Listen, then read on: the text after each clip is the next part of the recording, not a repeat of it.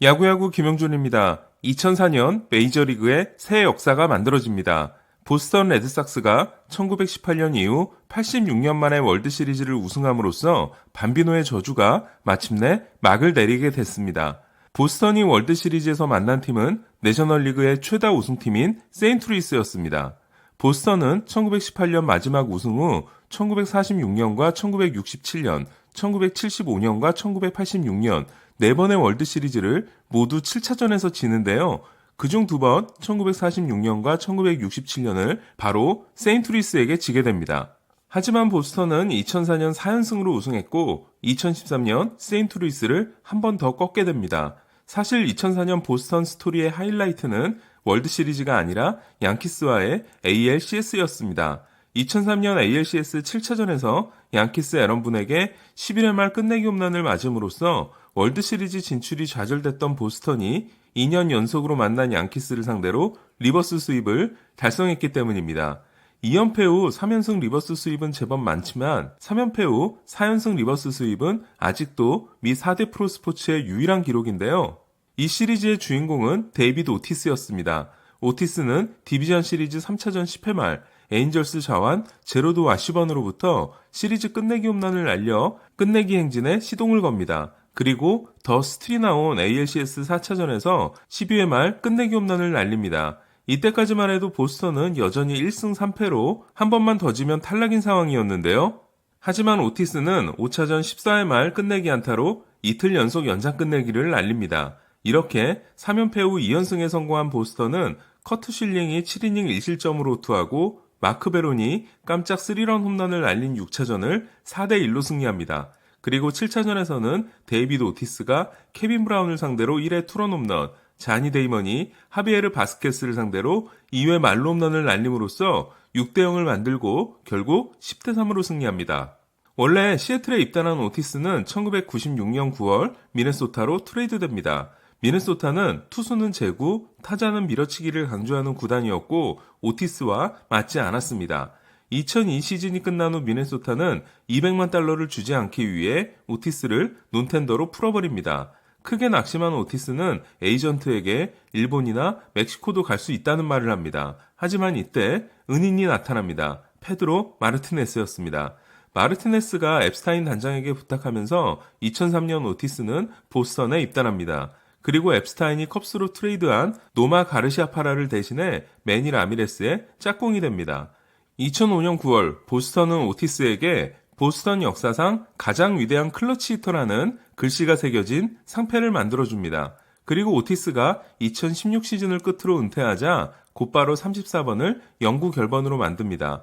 보스턴 입장에서는 그럴 수밖에 없는 것이 그 시점에서 보스턴은 1918년까지 5번, 그리고 2004년, 2007년, 2013년 8번을 우승했는데 2004년, 2007년, 2013년 모두 있었던 오티스는 1918년 이후 모든 우승을 함께한 선수였습니다.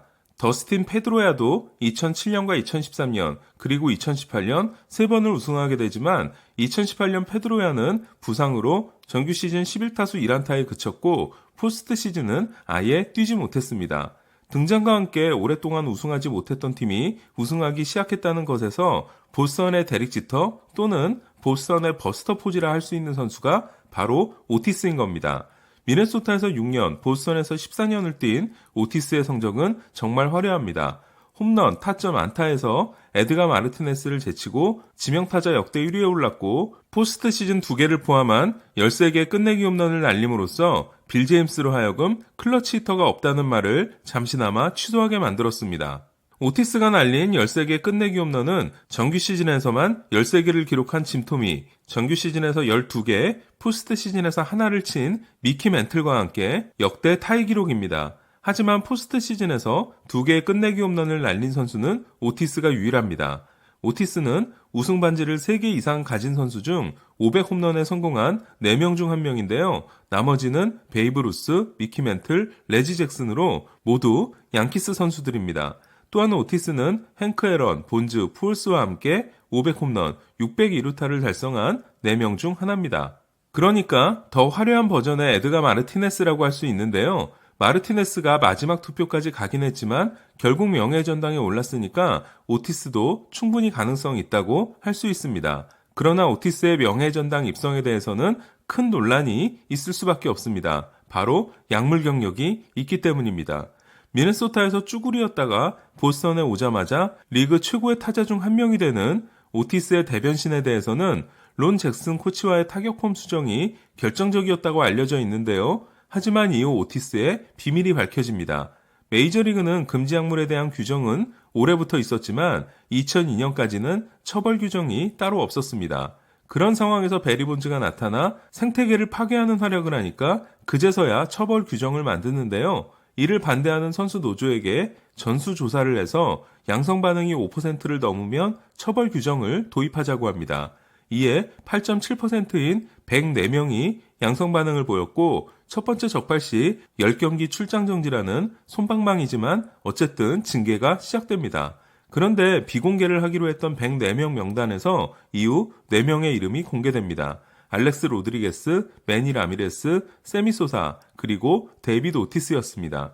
황당한 건 오티스가 자기 이름이 나오기에 앞서 약물 선수는 1년짜리 출장 정지를 내려야 한다고 강력하게 주장한 거였습니다. 오티스는 자기 이름은 밝혀지지 않을 줄 알고 깨끗한 척을 했던 겁니다. 결국 오티스는 사과를 하는데요. 그러면서 난 비타민을 먹었을 뿐인데 어떻게 해서 금지 약물 성분이 나왔는지는 모르겠다는 말을 합니다.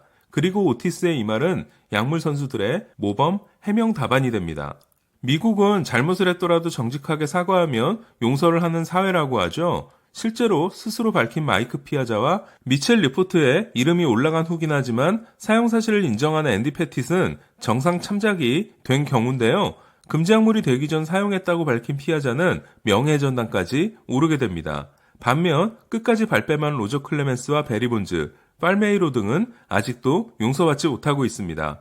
반면 오티스는 얼렁뚱땅 넘어간 셈이 됐는데요. 그럼에도 비난이 적은 이유는 사람들은 오티스가 정직한 사과를 한 걸로 기억하고 있기 때문이 아닌가 합니다. 다시 2003년으로 돌아가겠습니다.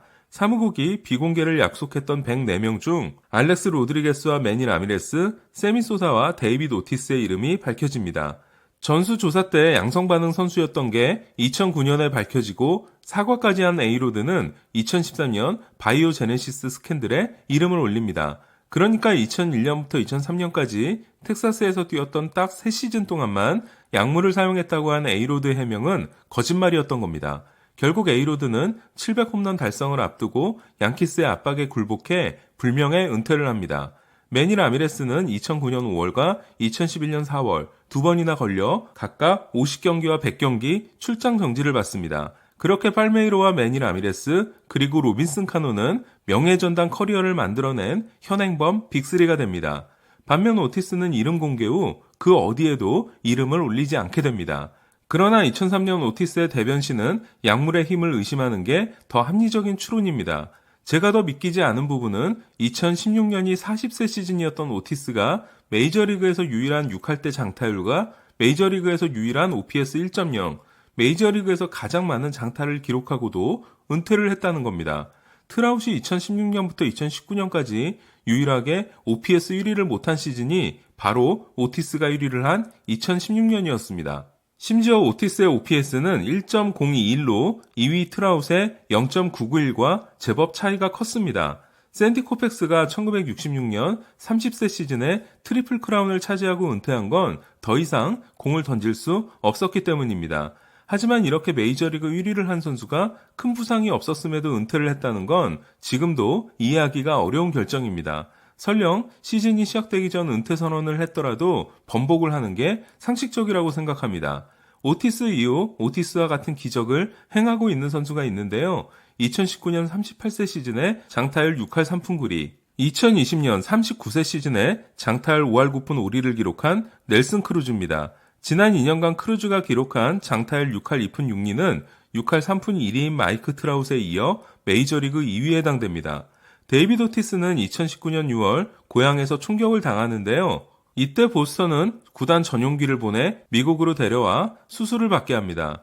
총격 사건 이후 조용하던 오티스는 이후 매스컴에 이름을 올리는데요. 어이없게도 휴스턴의 사인 훔치기를 폭로한 마이크 파이어스를 비난하는 황당한 인터뷰를 했습니다. 그럼 정리를 한번 해보겠습니다.